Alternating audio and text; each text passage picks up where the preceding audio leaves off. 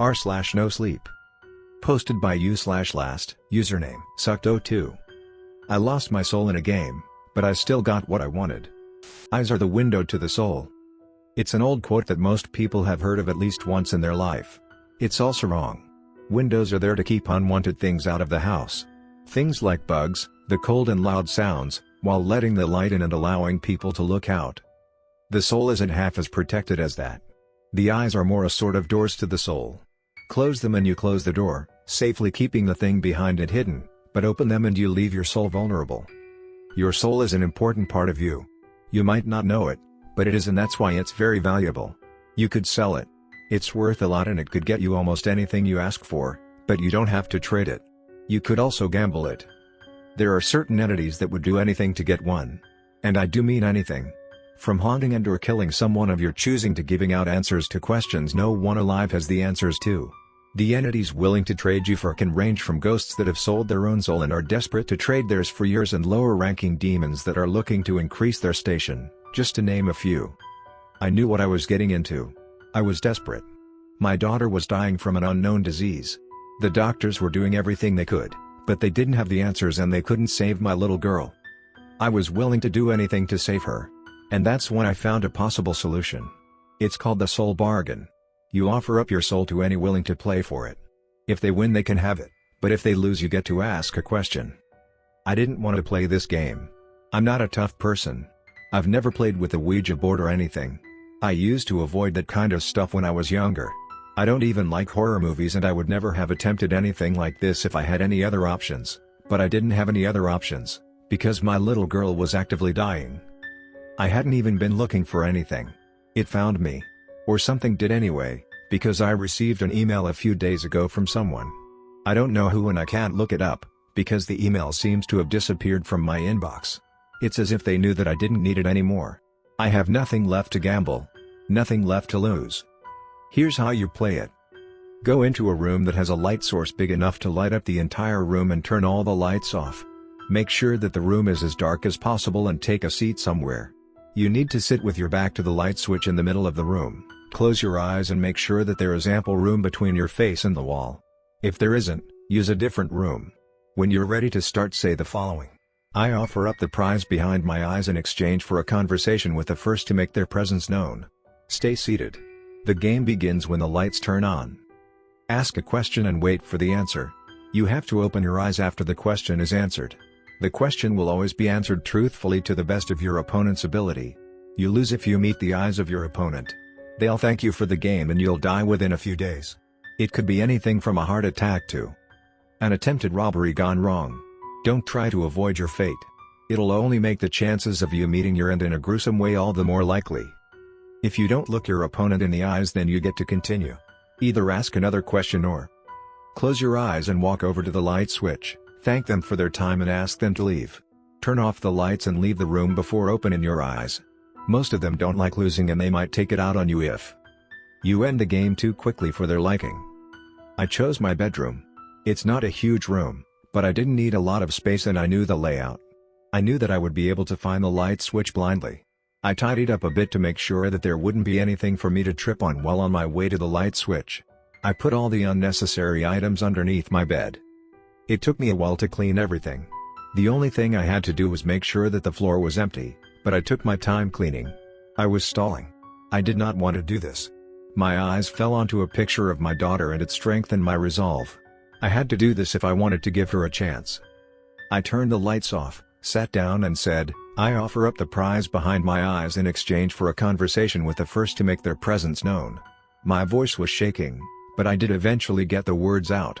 I expected it to take a while and some part of me secretly hoped that nothing would happen at all, but the light turned on almost immediately after I finished my sentence.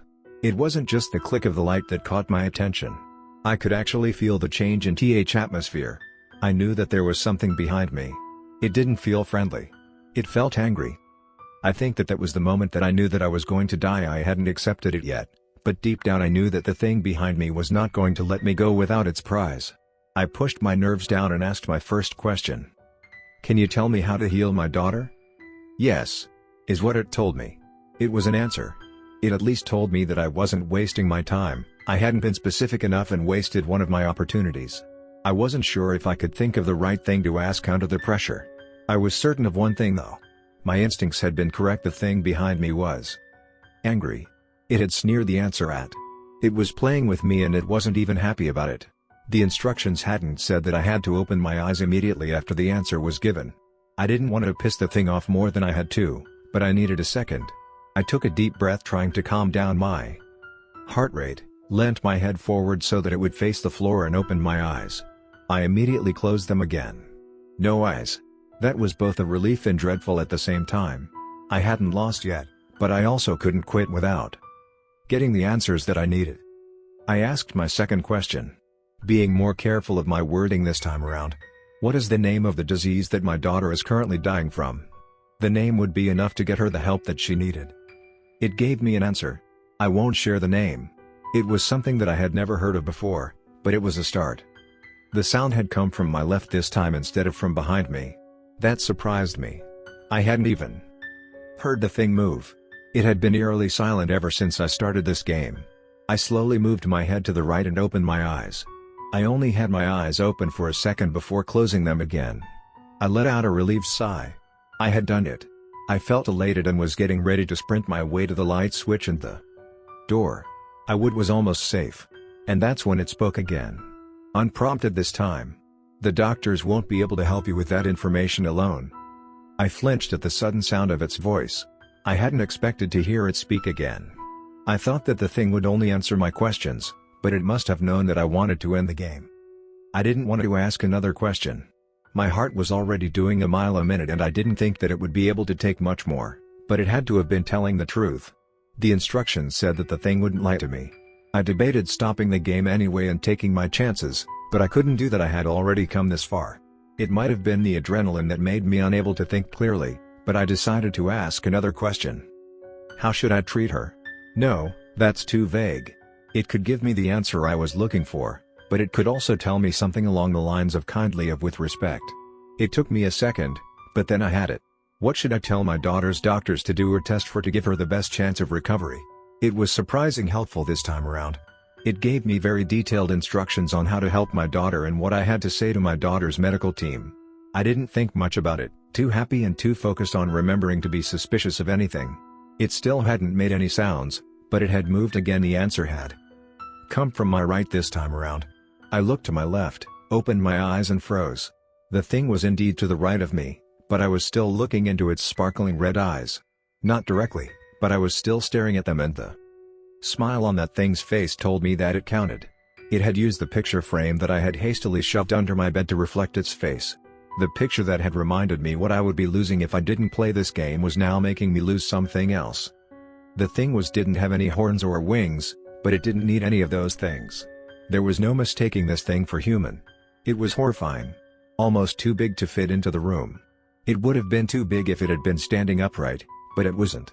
It was bending sideways. It didn't look natural. It reminded me of one of those street signs after they've been hit by a car. Sturdy, but all out of shape, but the worst was its smile. It had an actual grin from ear to ear. Its teeth were also showing. Rows and rows of those pearly whites were cramped next to, in front of and on top of each other. It thanked me for my time never losing the smile the whole time that it was talking to me, and told me that it would be back to collect in 3 days, and then it just disappeared. 3 days, it had said. That was 2 days ago. I have spent all of my remaining time with my daughter. She's been doing well and the doctors expect her to make a full recovery. I have written letters for her to remember me by when I am no longer here. I haven't told her that I won't be with her for much longer. She doesn't need to know, and she'd only blame herself if she did. I don't have a lot of time left and I've made my peace with that. Don't get me wrong. I don't want to die, but I am not going to make things worse for myself. There's still a chance that I get to pass away from a heart attack or something. I am hoping for something quick. I already know that I won't pass away peacefully in my sleep. I haven't been able to sleep for more than an hour before I wake up, a burning pain in my right eye and that sneering voice in my head telling me not to try and hide its prize. I am not looking for advice, only to inform those willing to attempt the game themselves. I am not trying to discourage anyone from playing. I have gotten exactly what I set out to achieve. I just hope that others learn from my mistakes. Good luck.